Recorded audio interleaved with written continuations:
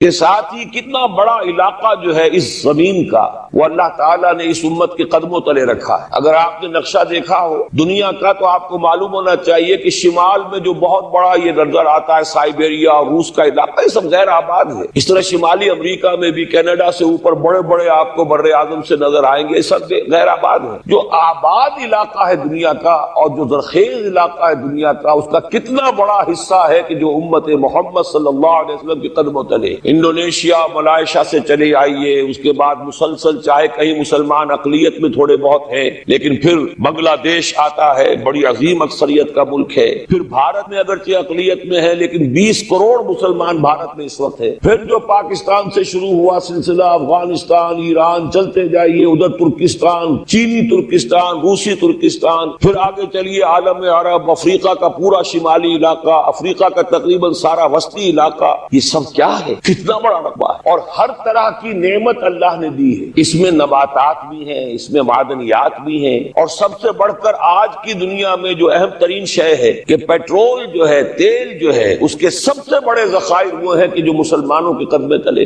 اتنی تعداد میں ہونے کے باوجود، اتنے وسائل کے پر بظاہر قابض ہونے کے باوجود، سوال یہ ہے کہ کیا آج دنیا میں امت مسلمہ کو عزت حاصل ہے یا یہ ذلیل ہے؟ اسے غلبہ حاصل ہے یا مغلوب ہے؟ اسے کوئی دنیا میں وقار حاصل ہے یا یہ بالکل بے وقار ہو کر رہ گئی؟ یہ بات ہے جو ہمارے سمجھنے کی ہے آج کیوں ذلیل کہ کل تک نہ تھی پسند، گستاخی فرشتہ ہماری جناب میں۔ اس وقت صورت یہ ہو چکی ہے، آپ کو معلوم ہے کہ ہر جگہ پر پسماندگی کا نشان مسلمان ہے۔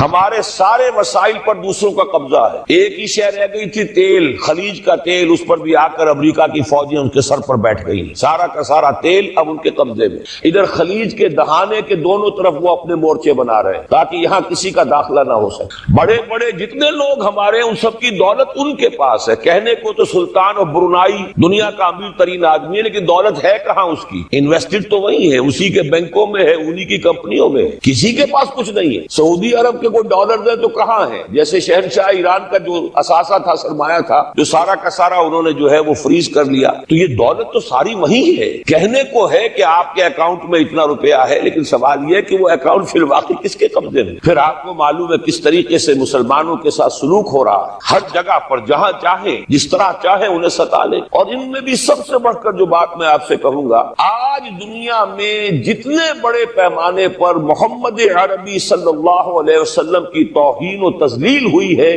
پوری انسانی تاریخ میں نہیں ہوئی۔ رشدی نے کتاب لکھی، بدترین حملے کیے۔ کیا رنگیلا رسول کتاب تھی جو لکھی تھی کسی ہندو نے، جس کو کہ ایک مسلمان نے پھر خنجر گھونپ کر اور ہلاک کر دیا تھا، وہ تو کچھ بھی نہیں تھی۔ اس کتاب کو رنگیلا رسول کو 100 سے ضرب دیجئے تو یہ کتاب بنتی ہے سیٹنک ورسز، اور وہ ملینز نہیں بلینز کی تعداد میں شائع ہوئی۔ اس کے خلاف احتجاج اگر کسی نے کیا ہے تو ان کے اوپر جوتے پڑے ہیں، ان پر ڈنڈے پڑے۔ پوری مغربی دنیا اس کے پیچھے آ گئی ہے، سپورٹ کیا ہے۔ لے دے کے ایک ملک نکلا ایران، اس نے کم سے کم یہ کہ اس کے قتل کا فتویٰ تو دیا، لیکن کیا کرے، قتل کرنے کی تو نوبت نہیں آئی۔ پورا عالم عیسائیت اس کی پشت بنا ہے، اس کی مدد کر رہا ہے۔ یہ اتنی بڑی توہین محمد رسول اللہ صلی اللہ علیہ وسلم کی اور آپ کے ازواج مطہرات کی، اور یہ بظاہر ایک ایسے شخص کے ہاتھوں جس کا نام مسلمانوں کا سا ہے، اس کا اتنا بڑے پیمانے پر ہونا، اور پھر یہ کہ مسلمان 120 کروڑ ہونے کے باوجود کچھ نہیں کر سکتے۔ میں وہ چیزیں نہیں گنوانا چاہتا کہ 15 لاکھ جو ہیں وہ ہمارے افغان بھائی جو ہیں انہوں نے جانے دی۔ فائدہ کس کو پہنچا؟ تاحال امریکہ کو، کہ اس کی جو مد مقابل قوت تھی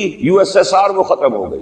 اسی طریقے سے جو کچھ کشمیر میں ہو رہا ہے، ہماری بے حمیتی، بے غیرتی کا عالم یہ ہے۔ ہم کچھ اندر خانے تھوڑی بہت کو مدد کر کے سمجھتے ہیں کہ ہم نے فرض ادا کر دیا، جبکہ فرض تو یہ ہونا چاہیے تھا کہ ہم براہ راست اعلان کرتے اور انڈیا کو الٹیمیٹم دیتے کہ اسٹاپ دس بزنس، یا یہ کہ پھر ہم سے جنگ ہے۔ جنگ کا نتیجہ تو پھر اللہ جس کو چاہے دے گا۔ اگر انسان اللہ تعالیٰ پر اعتماد رکھتا ہو، توکل رکھتا ہو، اپنے موقف کی حقانیت پر بھی اسے یقین ہو، تو کم من فئۃ قلیلۃ غلبت فئۃ کثیرۃ، تاریخ میں ہمیشہ ہوتا آیا ہے کہ چھوٹی قوتیں جو ہیں ان کو غلبہ اللہ نے عطا کیا ہے بڑی قوتوں پر، لیکن بے غیرتی کا عالم یہ ہے، بے حمیتی کا عالم یہ ہے۔ زبانی کلامی ہم سے بڑا ہمدرد کوئی نہیں مسلمانوں نے کشمیر کا، جس لیڈر کو دیکھو بڑھ چڑھ کر بیان دے گا، لیکن عملاً ہم کیا کر رہے ہیں؟ یہ ساری صورتحال جو میں نے آپ کو بتائی ہے، ویسے تو اب یہ کہ اگر اس میں ایک خاکہ سا میں نے آپ کے سامنے رکھا ہے، اس میں رنگ بھروں تو ظاہر ہے کہ یہ پورا گھنٹہ اسی میں لگ جائے گا، لیکن جو اس کا اصل لب لباب ہے وہ یہ ہے کہ ہم اپنی جگہ بڑے خوش ہیں کہ ہم امت مرحوم ہیں، ہم تو امت محمد ہیں صلی اللہ علیہ وسلم، ہم تو اللہ کے پیارے ہیں، ہم اللہ کے لاڈلے ہیں، ہمیں اللہ کی شفاعت، ہمیں اللہ کے رسول کی شفاعت بھی ملے گی، جنت تو گویا کہ ہمارا پیدائشی مقام ہے۔ یہ سارے جو بھی ہمارے ذہنوں کے اندر ہے خیالات، اور یہ جو ہمارے من گھڑت عقائد ہیں، آپ سوچئے کہ جب ہم جو آبجیکٹو کنڈیشنز ہیں، گیون کنڈیشنز ہیں، جو سامنے کے حالات ہیں، ان سے جب تقابل کرتے تو معاملہ بہت مختلف ہے۔ یہ کیوں ہے؟ اصل میں سوال جب تک آپ اپنے سامنے نہیں رکھیں گے اس کا جواب جو ہے اب اس پر غور کیجئے، کیوں ہے؟ کیا اللہ تعالیٰ کو محمد الرسول اللہ کی عزت و حرمت پیاری نہیں ہے؟ کیا محمد الرسول اللہ اللہ کے پیارے نہیں ہے، حبیب رب العالمین نہیں ہے؟ کیا اللہ تعالیٰ کو کفار سے زیادہ محبت ہے؟ کیا وجہ ہے؟ رحمتیں ہیں تیری اغیار کے کاشانوں پر اور برف گرتی ہے تو بیچارے مسلمانوں پر۔ سائنس میں وہ آگے ہیں، مالیات پر ان کا شکنجہ کسا ہوا ہے پوری دنیا پر، تہذیب ان کی ہے، تمدن ان کا ہے، ہم تو ان کے کیمپ فالوورز ہیں، نقش قدم پر چل رہے ہیں، ہم تو ان کی صرف یہ کہ نقالی کر رہے ہیں۔ تو سوچئے وجہ کیا ہے؟ کیا اللہ کو کفر زیادہ پسند ہے اسلام سے؟ کیا اللہ کو محمد الرسول اللہ صلی اللہ علیہ وسلم کی عزت و حرمت کا کوئی خیال نہیں؟ سوچنے کی بات ہے۔ ظاہر بات ہے کہ ان سوالات کا جواب تو ہاں میں آپ نہیں دے سکتے، یقیناً ایسا نہیں ہے۔ بہرحال وہ کافر ہیں، وہ اللہ کو نہیں مانتے، اللہ کے رسول کو نہیں مانتے۔ چلیے اللہ کو کسی نام سے مان لیا، گاڈ کہہ دیا، لیکن اللہ کے رسول کو تو نہیں مانتے۔ ایمان کا سارا دار و مدار تو رسالت پر ہے، اللہ کے اس کلام کو تو نہیں مانتے، اور اس کے باوجود ان کے لیے عزت ہے، رحمتیں ہیں تیری اغیار کے کاشانوں پر، برف گرتی ہے تو بیچارے مسلمانوں پر۔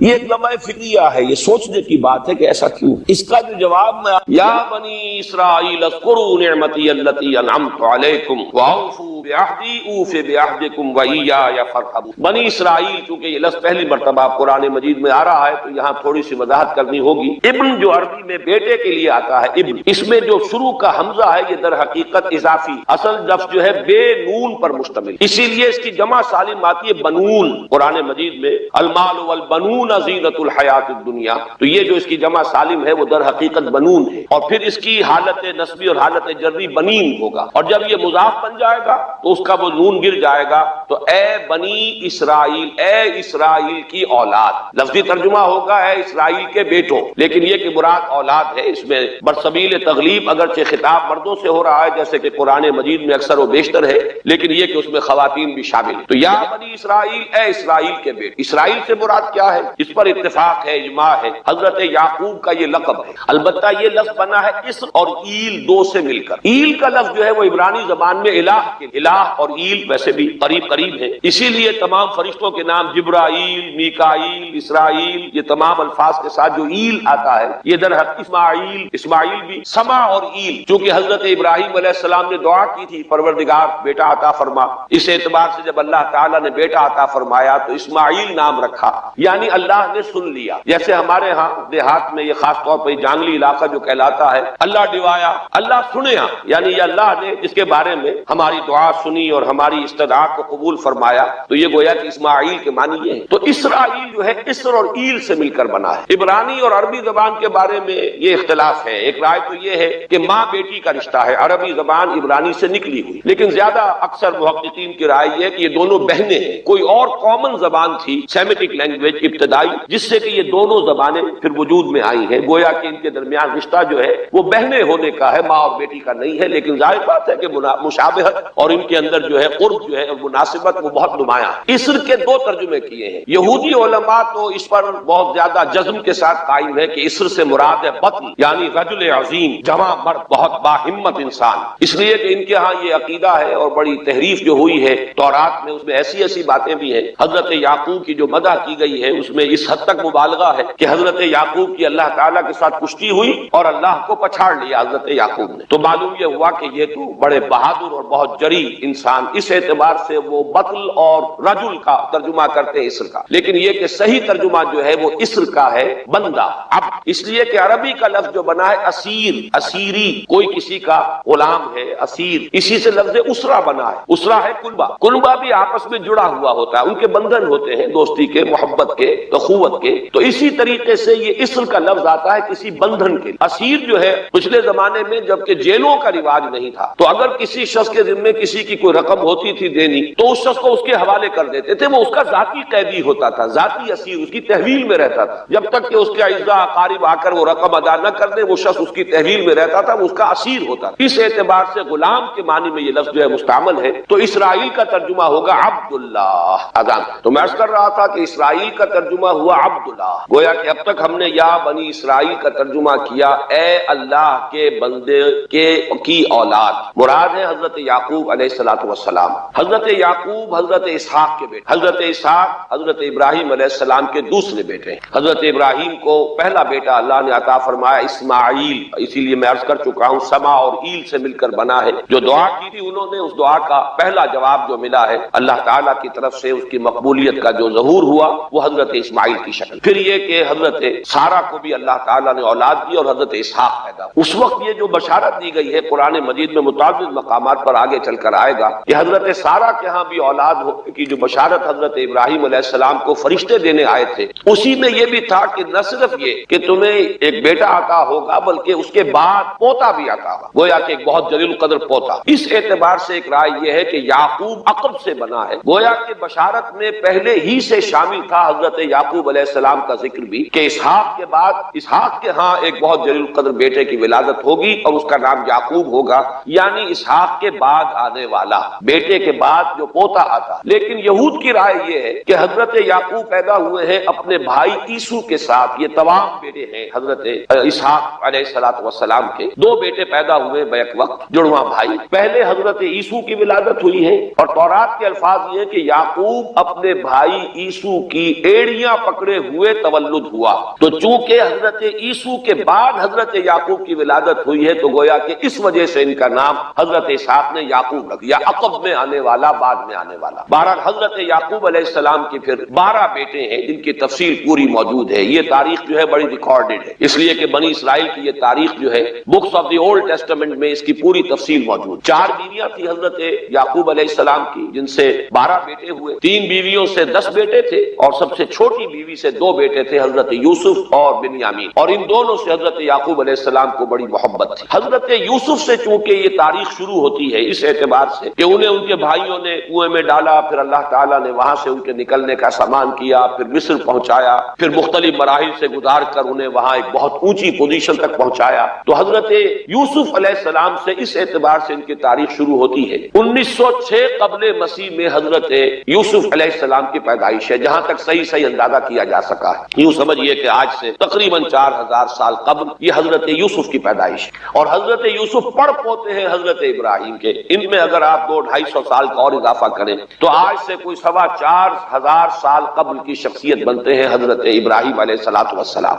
حضرت یوسف کے زمانے میں پھر جیسے کہ وہ تفصیل سورہ یوسف میں آئے گی، یہ پورا خاندان آ کر کنعان میں تھے لیکن وہاں سے آ کر مصر میں آباد ہو گئے۔ مصر میں ان کا بڑا اعزاز ہوا، اکرام ہوا۔ اس کے خاص حالات تھے کہ مصر میں اس وقت جو بادشاہت تھی وہ اصل مصر کے لوگوں کی نہیں تھی، بلکہ یہ بھی سیمیٹک لوگ تھے جو جا کر جنہوں نے عراق وغیرہ کے علاقے سے ہی جا کر انہوں نے فتح کیا تھا مصر کو، لہذا انہیں فرعون نہیں کہا گیا قرآن مجید میں، وہ فرائنہ کا خاندان نہیں ہے بلکہ وہ تاریخ میں ہکسوس کنگ کہلاتا، تاریخ مصر میں وہ 15واں خاندان کہلاتا ہے وہاں کے بادشاہوں کا، 15th ڈائنیسٹی۔ اور یہ چونکہ لوکل نہیں تھا اس لیے ان کو فرعون نہیں کہا جائے گا بلکہ یہ ہکسوس کنگ، چرواہے بادشاہ تھے کہ جو عرب کے ان علاقوں سے آئے تھے جزیرہ نما سے، اور وہاں سے وہ چرواہے تھے۔ ان کا تو پیشہ ظاہر بات ہے صحرا میں کیا ہوتا ہے، بھیڑیں بکریاں پالنا، لیکن انہوں نے آ کر مصر کو فتح کیا، وہاں ان کی بادشاہت ہو گئی۔ محسوس ایسا ہوتا ہے کہ ایک سیاسی پہلو موجود تھا، وہ جو بادشاہ مصر نے جس طریقے سے اعزاز کیا ہے حضرت یوسف علیہ السلام کا، پھر جو اختیار دیا، جو اقتدار دیا، جو ان کو حیثیت دی، پھر انہیں اجازت دی کہ اپنے پورے خاندان کو بلا لیں، اور پھر مصر کا بہترین جو زرخیز ترین علاقہ تھا وہ انہیں عطا کر دیا کہ یہاں آباد ہو جاؤ۔ جشن کا علاقہ، یا گوشن بھی کہتے ہیں، جشن بھی کہتے ہیں،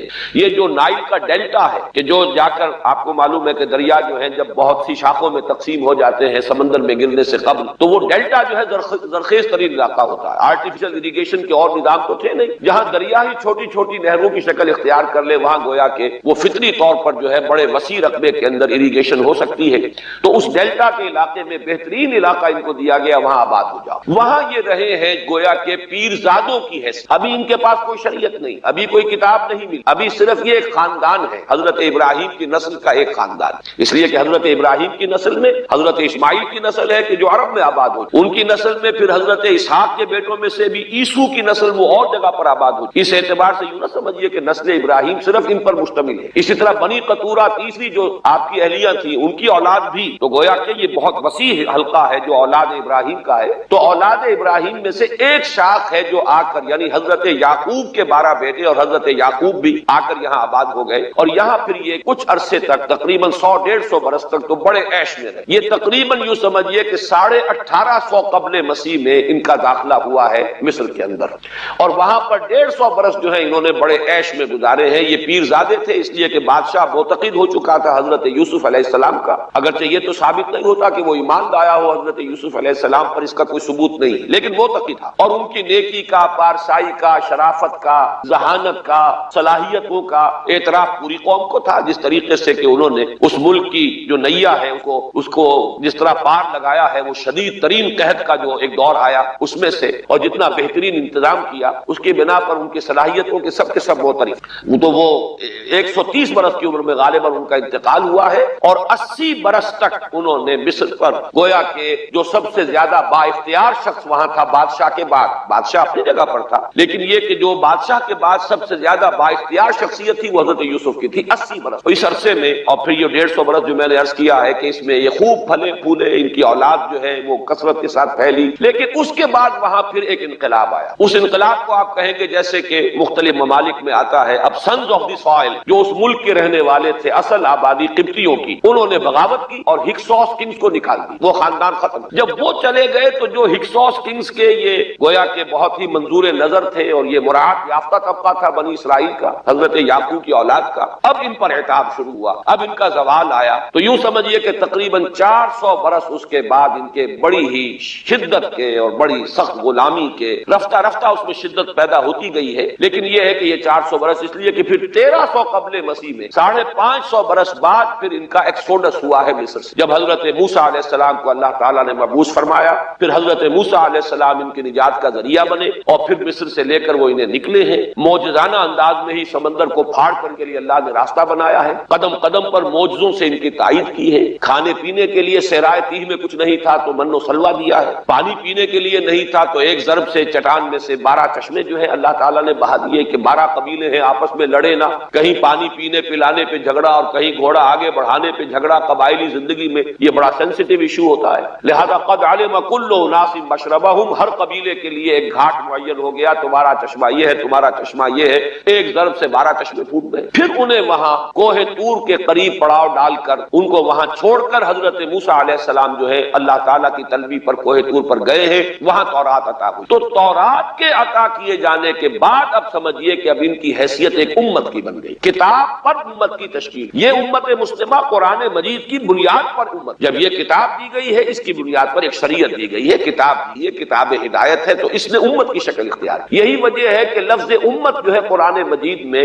صرف مکی صورتوں کے اندر، مدنی صورتوں میں استعمال ہوا ہے۔ کنتم خیر امت اخرجت للناس، سورہ آل عمران، کذالک جعلناکم امۃ وسطا لتکونوا شہداء علی الناس ویکون الرسول علیکم شہیدا، یہ سورہ بقرہ میں آگے چل کر آ جائے گا۔ تو اصل میں جیسے تشکیل امت جو ہوئی ہے وہ در حقیقت مدنی دور میں آ کر ہوئی ہے جبکہ شریعت عطا کی جا رہی ہے۔ اسی طریقے سے یہ ایک خاندان تھا، حضرت ابراہیم کی نسل کی ایک شاخ، اس نے امت کی حیثیت اختیار کی ہے جبکہ صحرائے تیہ میں جب ان کا قیام تھا اور اس صحرائے سینا میں، اور وہاں پر پھر حضرت موسیٰ علیہ السلام کو تورات دی گئی اور شریعت دی گئی، تب سے یہ امت ہے، اور یہ ہے 1300 قبل مسیح، 610 عیسوی میں، اب سمجھیے 1300 وہ جمع کیجئے، 610 یہ جمع کیجئے، 1910 برس بعد پھر حضور صلی اللہ علیہ وسلم پر قرآن مجید کی وحی کا آغاز ہوا، اور 622 میں حضور نے ہجرت فرمائی، اور اس کے بھی کوئی 2 سال یا 1 سال کے بعد جو ہے یہ آیات نازل ہو رہی ہیں جو ہم اس وقت پڑھ رہے ہیں۔ تو یہ سارا جو ہے تاریخی پس منظر ذہن میں رکھیے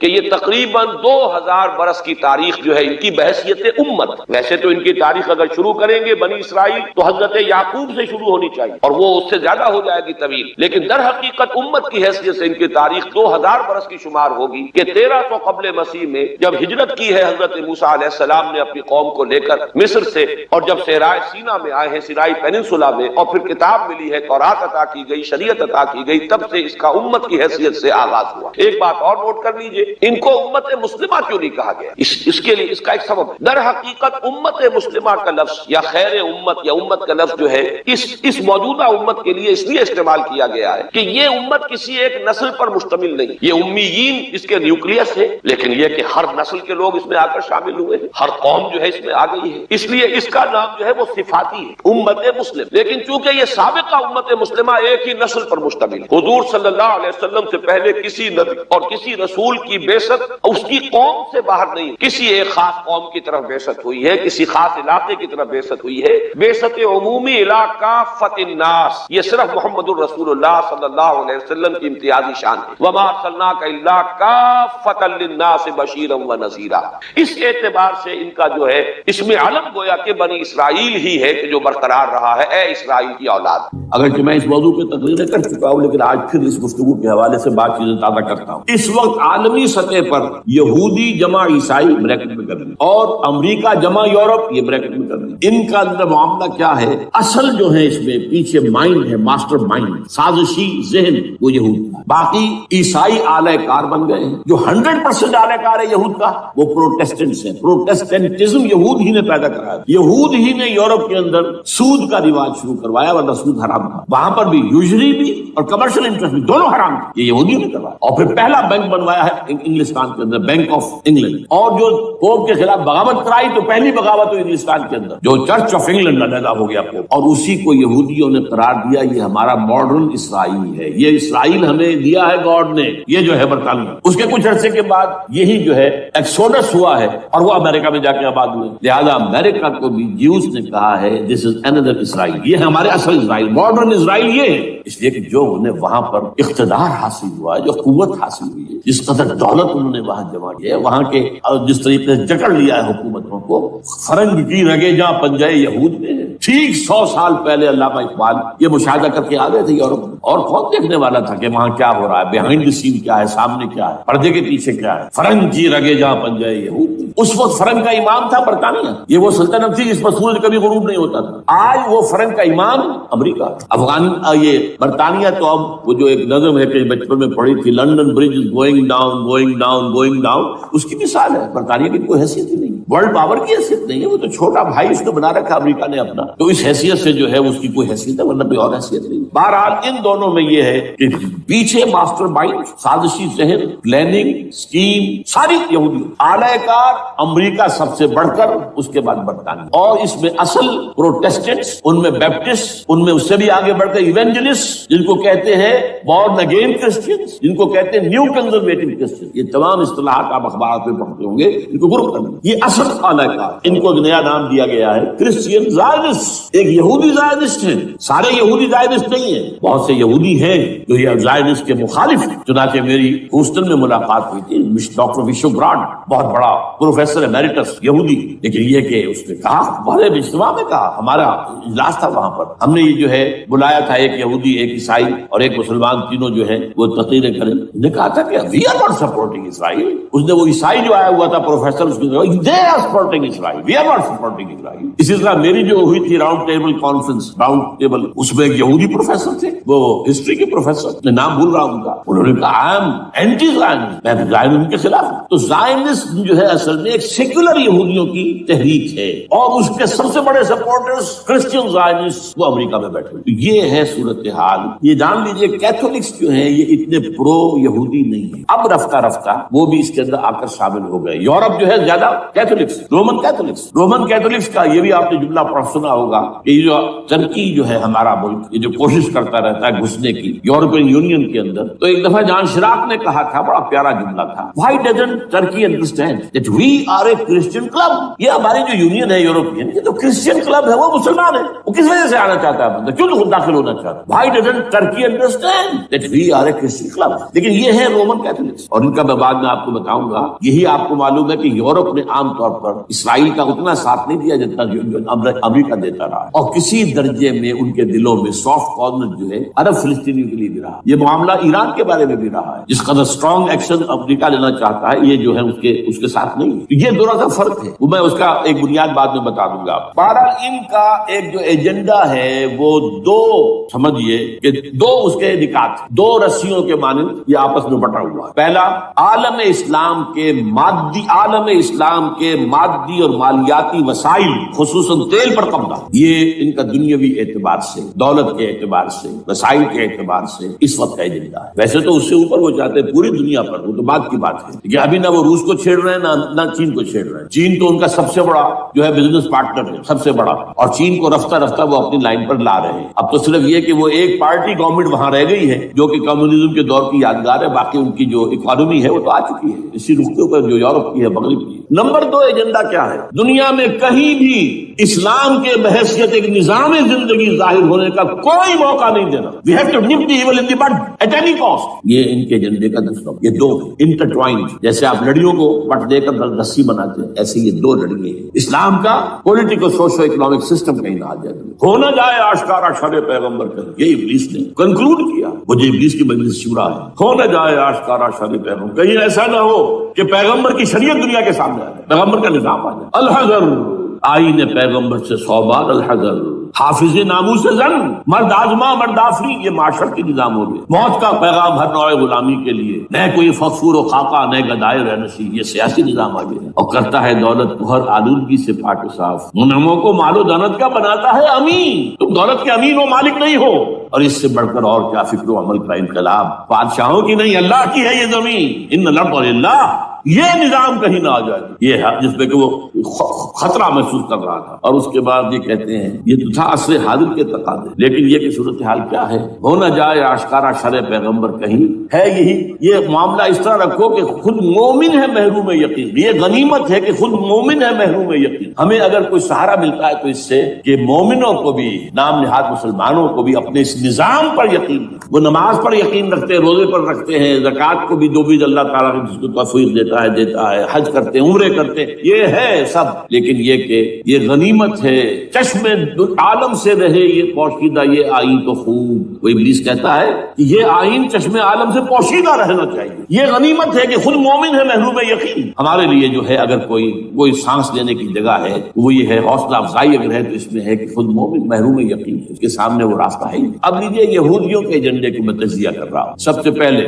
world Bank, IMF، globalization, TRIPS, ان تمام ہتھ کنڈوں کے ذریعے عالمی مالیاتی استعمال جو بظاہر امریکہ کا ہوگا حقیقت یہود کا ہوگا۔ یہودیوں کے نزدیک پوری نوع انسانی حیوانوں کے مانند ہے، they are not human beings, they are goyim, they are gentiles، یہ انسانی شکل میں حیوان ہے، اور جیسے حیوانوں کو ایکسپلائٹ کرنا، استعمال کرنا انسانوں کا حق ہے، گھوڑے کو آپ باندھتے رہے ہیں نا ٹانگے کے آگے، اور بیلوں سے آپ ہل جتواتے رہے ہیں، تو جیسے یہ حق ہے ایسے ہمارا حق ہے پوری دنیا کے جو ہے وسائل ان کو کھینچے۔ ہاں جیسے گھوڑے اور بیل کو بھی کچھ نہ کچھ دانا تو ڈالنا پڑتا ہے، چارہ تو دینا پڑتا ہے، تو ان کو بھی کچھ دو، یہ پوری نوع انسانی ورکرز بن کر رہ جائے، حیوان بن جائیں، بالکل شہوت کے غلام بنا دو انہیں، اخلاقی اقدار کا بیڑا غرق کر دو، خاندانی نظام کو تہوبارہ کر لو۔ یہ باقاعدہ جو Protocols of the Elders of the Zion سب میں موجود ہے، لکھا ہوا، جو 1897 میں انہوں نے پاس کیا اپنا پروگرام، بیسل سوئٹزرلینڈ کا ایک شہر، Protocols of the Elders of the Zion. ان کو حیوان بنا دو، بس حیوانوں سے کام لیتے رہو، ہاں ان کی کمائی کا کچھ حصہ ان کے لیے چھوڑ دو، وہ بھی زندہ رہیں، وہ بھی آخر کام کیسے کریں گے، اور اصل جو ہے ملائی کھینچ دو اپنے اس نظام کے ذریعے، World Bank, IMF، stock exchange, TRIPS, globalization, اس کے ذریعے سے عالمی مالیاتی استعمال۔ نمبر 2 ایک ہے ان کا ایجنڈا، یہ تو عالمی ہے۔ دوسرا ایجنڈا کیا ہے؟ وہ لوکل، وہ کیا ہے؟ گریٹر اسرائیل کا قیام، جس میں مصر کا سارا زرخیز علاقہ شامل ہوگا، جو ڈیلٹا کا علاقہ کہلاتا ہے، جہاں کے اس وقت کے بادشاہ نے، حضرت یوسف علیہ السلام کے زمانے کے بادشاہ نے، وہ فرعونہ کے خاندان میں سے نہیں تھا، وہ عرب تھا، عربوں ہی سے کسی وقت کوئی قوم آئی تھی جو کہ مصر پر قابض ہو گئی، اس نے حضرت یوسف کے خاندان کو لا کے وہاں آباد کیا، بہترین جشن کا علاقہ کہلاتا، بہترین، وہ کہتے ہیں ہمارا ہے، ہم رہے وہاں پر کئی سو برس تک رہے، عراق ہمارا ہے، وہاں ہمیں قید میں رکھا گیا، نبوکدنضر دے گیا تھا، عرب کا شمالی حصہ جو ہمارا ہے، وہاں خیبر میں یہودی قلعے تھے، اور وہاں مدینے کے اندر جو ہے 3 قبیلے یہودی تھے جنہیں محمد نے صلی اللہ علیہ وسلم نے وہاں سے نکال پار کیا تھا۔ یہ جارڈن، یہ ترکی کا بھی کچھ حصہ ہمارا ہے، باقی پورا لبنان اور پورا فلسطین، یہ سب اس کے اوپر بنے گا ایک greater Israel, this is there local, اور اس کے لیے ضروری ہے ایک بہت بڑی جنگ، ایسے آسانی سے نہیں ہو جائے گا، آرمگیڈون، جس کو حضور نے فرمایا الملحمۃ العظمیٰ، الملحمۃ الکبریٰ، بہت بڑی جگہ جس کی خوفناکی اور تباہناکی کا اندازہ اس سے کیجیے. حضور فرماتے ہیں کہ اگر ایک باپ کے 100 بیٹے یا ایک دادا کے 100 پوتے ہوں گے تو ان میں سے 99 ختم ہو جائیں گے، ایک بچے گا. اور ایک جگہ فرماتے ہیں اتنی اموات ہوں گی، اتنی لاشیں ہوں گی کہ ایک نفاست پسند پرندہ جو ہے، جو گندگی پہ نہیں اترنا چاہتا. ایک تو ہے یہ کوے، چیلیں، گدھ، وہ تو گندگی ہی کی تلاش میں مردار کھانے کے لیے، وہ تو لاشوں کو نوچ رہے ہوں گے. وہ پرندہ جو ہے نفاست پسند پرندہ، وہ نہیں اتر سکے گا، اڑتا اڑتا چلا جائے گا، لیکن لاشوں کا سلسلہ ختم نہیں ہوگا، یہاں تک کہ تھک ہار کر لاشوں پر گر جائے. یہ دور نہیں ہے، اس لیے کہ اس پر متفق ہیں یہودی بھی اور عیسائی. پروٹیسٹنٹس عیسائی اس کے اوپر پوری طرح. آرمگیڈون جسے آپ تھرڈ ورلڈ وار کہہ لیں، الملحمۃ العظمیٰ کہہ لیں، الملحمۃ الکبریٰ کہہ لیں، حضور کے الفاظ میں یہ آئے. اس کے نتیجے میں گریٹ اسرائیل بنے گا. نمبر 3 پھر بنے گا تھرڈ ٹیمپل، جو ٹائٹس نے گرا لیا تھا 70 میں، سن 70 عیسوی، جسے گرے ہوئے کتنا عرصہ ہو گیا؟ 2008. اندازہ کر لیجیے 1800 کتنے برس ہو گئے. وہ دوبارہ بنا تھرڈ ٹیمپل، اور اس کے لیے مسجد اقصی کو گرائیں گے اور ڈوم آف دی راک، قبۃ الصخرہ، وہاں لا کر پھر اس میں کنگ ڈیونز تھرون لا کے رکھا جائے گا. یہ بھی میرے علم میں پہلی مرتبہ اسی ٹرمپٹ کی اشارے سے آیا. وہ کیا ہے؟ حضرت داؤد کا. آج سے کتنے ہزار سال پہلے کی بات ہے، اندازہ کیجیے. 1000 قبل مسیح، اور یہ اب 2000 ہو گیا عیسوی، 3000 برس تو ہو گئے. وہ کیا تھا؟ ایک پتھر تھا جس پر بٹھا کر حضرت داؤد کی تاج پوشی کی گئی. پھر اسی پر حضرت سلیمان کی تاج پوشی، اسی پر ان کے بادشاہ آتے رہے، تاج پوشی ہوتی گئی. ٹائٹس نے جب گرایا ہے سن 70 عیسوی میں، یروشلم کو برباد کیا، 1,33,000 یہودی ایک دن میں قتل کیے، ایک دن، باقی نکال دیا، بھاگ جایا. اس کو کہتے ہیں diaspora that started in 70 AD.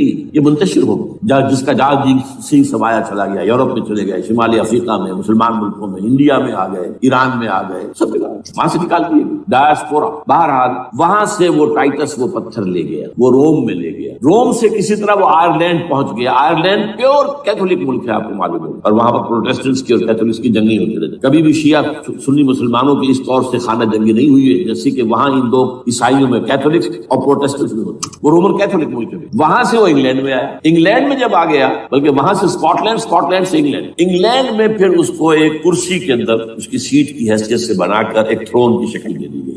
اور وہ جو ویسٹ منسٹر ایبے ہے، برطانیہ کے پارلیمنٹ کے ساتھ جو چرچ ہے، ویسٹ منسٹر ایبے، وہاں اس کو لا کے رکھ دیا گیا. اس وقت سے برطانیہ کے بادشاہوں اور ملکاؤں کی تاج پوشی وہاں ہوئی. تو ایک یہ ہے کہ پھر اس کو لا کر وہاں رکھیں گے. اب یہاں سے اختلاف ہے. یہ دونوں یہاں تک عیسائیوں کا، یہودیوں کا ایجنڈا ایک. یہاں اختلاف، یہودیوں کے نزدیک ان کا مسیح آئے گا اور وہ وہاں بیٹھ کر پوری دنیا پر راج کرے گا. وہ مسیح جس کی خبر دی گئی تھی شروع کی کتابوں میں، جو تورات کی ابتدائی کتابیں ہیں، وہ تو حضرت مسیح کی شکل میں آ گئے. دی پروفیسی واز فلفلڈ. یہودیوں نے نہیں مانا، انہیں تو قرار دیا جادوگر ہے، کافر ہے، مرتد ہے، ولد الزنا ہے، اور اپنے بس پر تصوری پر چڑھا دیا. تو دوسری بات ہے اللہ نے کیا کیا، وہ ایک علیحدہ مسئلہ. چنانچہ یہ کہ دی سچویشن از ویکنٹ. وہ مسیحا کی جگہ ابھی باقی ہے ان کی، and they are waiting for them. تو وہ آئے گا اور وہ یہاں اس تخت داؤد پر بیٹھ کر پوری دنیا پر. عیسائیوں کا کہنا کیا ہے کہ در حقیقت حضرت مسیح نازل ہوں گے، سیکنڈ کمنگ آف جیسس، جس کو ہم بھی مانتے ہیں. اگر کہ ہوگا کیسے، حالات و واقعات کا کیا ہمارے نزدیک رنگ ہے، وہ کچھ مختلف ہے، وہ ویسے بیان نہیں کر سکتے. حضرت مسیح علیہ السلام پھر اس تخت پر بیٹھیں گے ان کے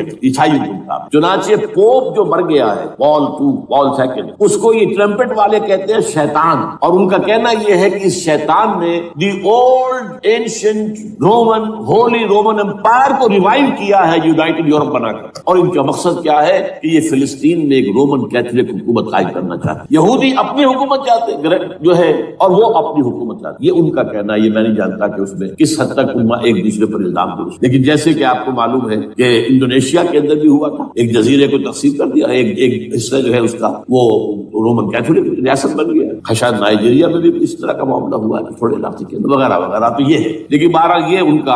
عیسائیوں کا معاملہ کیا ہے؟ میں نے جیسا کہ بتایا کہ یہ تو اس ایجنڈے کے اندر متفق، اور عیسائی بھی ورلڈ ڈومینیشن، مالیاتی جو ہے استعمار، اس کے لیے کوشاں. لیکن ان کے نزدیک حضرت عیسیٰ ابن مریم آئیں گے علیہ الصلوۃ والسلام، اور وہ حکومت کریں گے. اس پورے ڈرامے کا اسکرپٹ پورا یہودیوں کا لکھا ہوا، اور انہی کی سازش اس پورے ڈرامے کے پیچھے. البتہ بظاہر اس ڈرامے کا بڑا کیریکٹر جس سے آپ ہیرو کہیں وہ امریکہ ہے، اور اس کے تابع یورپ بھی ہے. یہ ہے عالمی سطح پر معاملہ اس وقت. ویسے میری 2 کتابیں جو ہے اس پر کتابچے ہیں. 4 سال پہلے میں نے اسی مقام پر 2 تقریریں کی تھی. ایک موجودہ عالمی حالات اور اسلام کا مستقبل. وہ دوسرا حصہ جو میں اس وقت نہیں چھیڑ رہا، ہوگا کیا اصل، جس میں یہ ہے کہ کہیں اسلامی ریاست قائم ہو، خلافت کا نظام قائم ہوگا کہاں ہوگا یہ میں نہیں کر رہا. حضرت مہدی کا ظہور ہوگا، وہ آئیں گے عرب کے. پھر یہ ہے کہ وہ جو گریٹر اسرائیل کے خلاف جہاد ہوگا، اور اللہ کرے گا کہ رفتہ رفتہ یہ ممالک جو ان سے لے لیے جائیں گے، یہاں تک کہ بالآخر ایک یہودی اعلان کر دے گا میں ہوں مسیح، جس کو کہ عیسائی بھی کہتے ہیں اینٹی کرائسٹ، اور یہ کہتے ہیں یہ بیپٹسٹ بھی کہ اینٹی کرائسٹ جو ہے وہ یہودی ہوگا، جبکہ کچھ عرصے پہلے بہت بڑا پروپیگنڈا ہوا تھا کہ اینٹی کرائسٹ جو ہے دجال جو ہے وہ تو مسلمان ہوگا، نہیں لیکن وہ کہتے ہیں کہ ہوگا یہودی ہوگا، اور پھر اس یہودی کو قتل کریں گے حضرت مسیح، دی ریئل مسیح، اصل مسیح جو اٹھا لیے گئے درمیان میں وہ آئیں گے، اور ان کے ہاتھوں دجال بھی قتل ہوگا، اور پھر مسلمانوں کے ہاتھوں ایک ایک یہودی ختم، پھر ایک عالمی اسلامی ریاست قائم ہوگی حضرت مسیح کے ہاتھوں، اور وہاں پر حضرت مسیح ایک حدیث میں آتا ہے 40 برس تک پوری دنیا پر حکومت ہے۔ بہرحال یہ دوسرا پکچر ہے جو ہمارے سامنے، میں اس وقت کی تفصیل میں نہیں جا رہا، جو ان کے سامنے پکچر ہے وہ میں نے آپ کو بیان۔ اب اس میں تجزیہ کیجئے افغانستان پر حملے کا اصل سبب جو میں نے دو بتایا نا، دو لڑیاں ہیں ان کے ایجنڈے کی، ایک اسلام کہیں ظاہر نہ ہو جائے، اسلام کا نظام ظاہر نہ ہو جائے، اور ایک مسلمانوں کے مالیاتی خاص طور پر تیل کے وسائل پر قبضہ۔ اب افغانستان میں کیا ہوا ہے، یہ سارا معاملہ تھا اسلام کا راستہ روکنا، کہ یہاں تو اسلام ایک شکل دکھا رہا ہے اپنی، اور اگر انہیں موقع مل گیا یہ تو ایک ایسی ویلفیئر اسٹیٹ قائم کر دیں گے، زکوٰۃ کا نظام قائم ہو جائے گا تو اعلیٰ ترین ویلفیئر اسٹیٹ قائم ہو جائے گا، اور اگر یہاں پر جو ہے یہ ساری سزائیں نافذ ہو گئی، معاشرہ کرائم فری ہو جائے گا، لوگوں میں محبت ہوگی، مساوات ہوگی، اور یہ کہ عام لوگوں کے لیے ویلفیئر ہوگا، اور یہ سامنے نظام آ گیا تو پھر ہمارا یہ نظام کیپیٹلزم یہ کہاں رہے گا، اس کو تو منہ چھپانے کی جگہ نہیں ملے گی۔ لہذا افغانستان پر حملے کا اصل موٹو یہ ہے، البتہ یہ ساتھ ہی یہ بھی تھا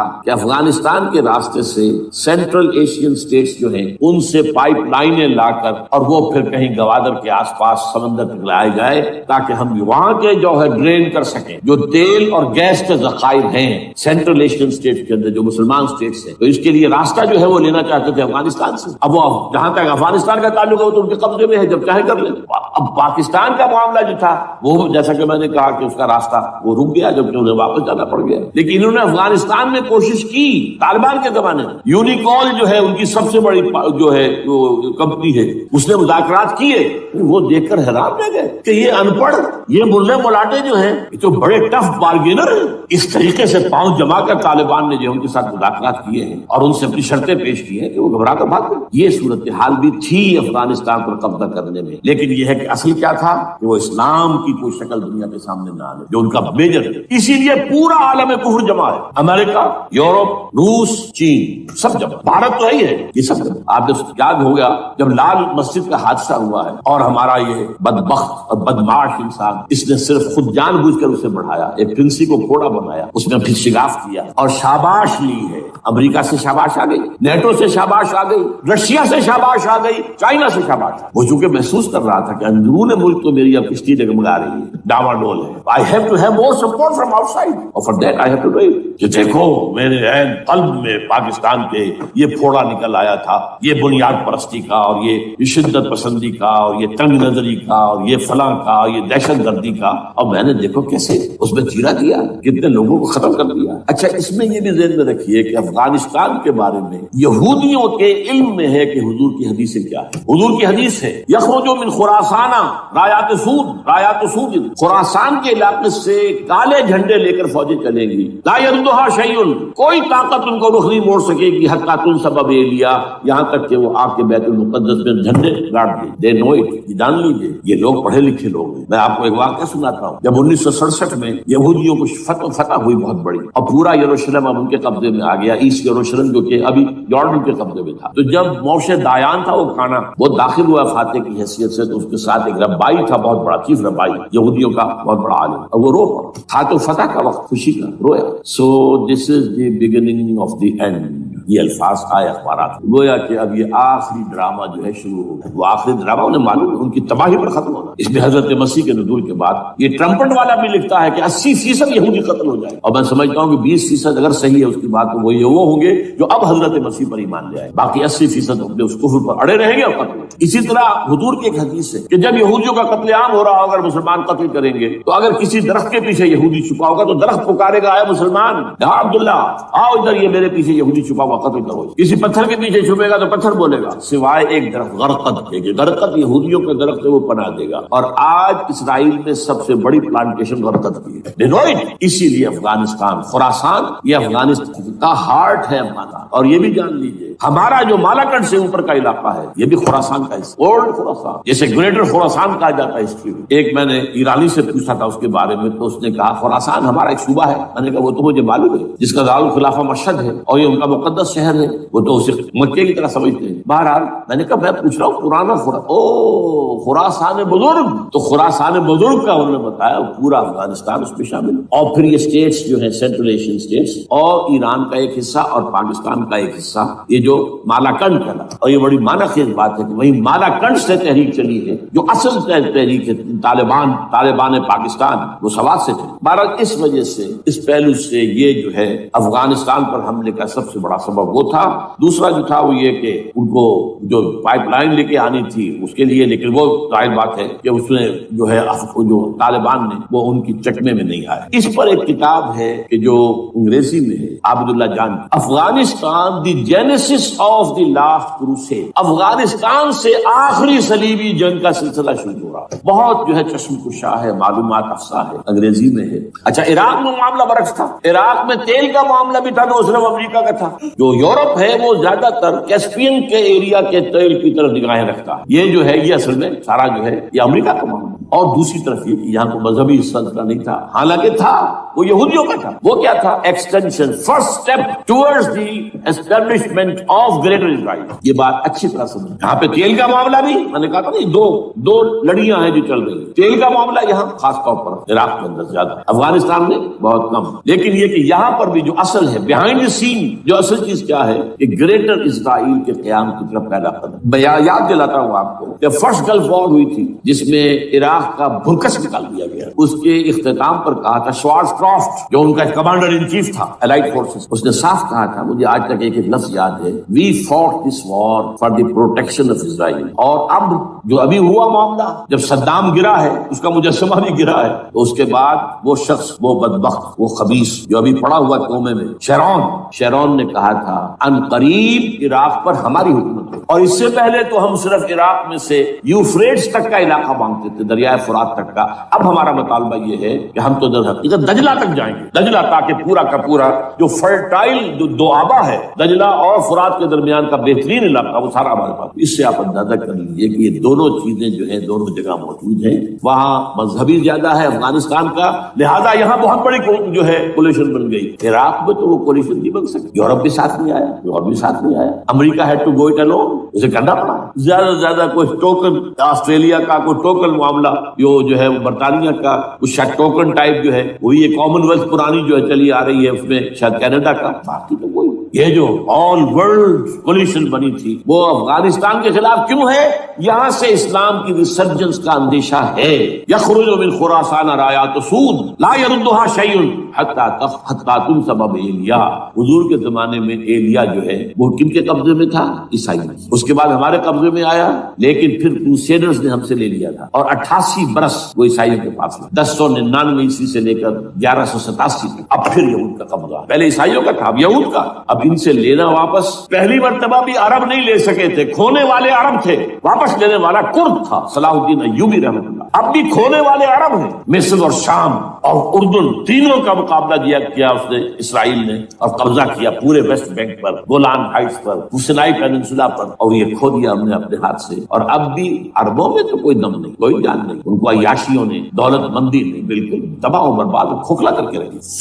بہرحال یہ جو چیزیں میں نے آپ کو بتائی ہیں یہ تو وہ پلانز ہیں جو سب شیاطین جن و انس کے پروگرام ہیں۔ وہ جیسے کہ کبھی کہا تھا خمینی صاحب نے، شیطان بزرگ، دی گریٹسٹ سیٹن، امریکہ، اصل میں امریکہ اور اس کے پیچھے حقیقت میں یہود، سامنے امریکہ پیچھے یہود۔ بالفعل کیا ہوگا یہ تو پھر اللہ ہی جانتا ہے کیا ہوگا۔ وَمَكَرُوا وَمَكَرَ اللَّهُ، کافر اپنی چالیں چلتے ہیں، اللہ اپنی چال چلتے ہیں۔ اور سَنَسْتَدْرِجُهُم مِّنْ حَيْثُ لَا يَعْلَمُونَ وَأُمْلِي لَهُمْ إِنَّ كَيْدِي مَتِينٌ۔ اے نبی آپ گھبرائیں نہیں، ہم ان کافروں کو رفتہ رفتہ وہاں سے لے آئیں گے جہاں سے آپ کو بھی انہیں احساس تک نہیں ہوگا کہ یہ تو گرفت میں آ رہے ہیں، ٹریپ ہو رہے ہیں، اور ابھی ذرا میں انہیں ڈھیل دے رہا ہوں، میں املی لہم ان قیدی متین، میری چال بہت مضبوط۔ وہ اللہ کیا کرے گا وہ میں نے آپ کو بتایا، جھلک دکھا دی ہے۔ انشاءاللہ اسی علاقے میں پاکستان اور افغانستان، اور اس کا ہارٹ ہوگا یہ پشتونستان، سرحد اور مشرقی افغانستان مل کر پشتونستان، پشتون اسی مشرقی اس میں، پاکستان کا مغربی صوبہ ہے، شمال مغربی سرحدی صوبہ، یہ ہارٹ، اور پھر پاکستان اور افغانستان انشاءاللہ انشاءاللہ یہی ہو. اور پھر یہ کہ یہاں سے فوجیں جائیں گی جو حضرت مہدی کی حکومت جمائیں گی عرب کے اندر. عربوں میں جان نہیں ہے کہ وہ مہدی کی حکومت کو جما سکتے. یخرج ناس من المشرق یؤتون للمہدی یعنی سلطانی،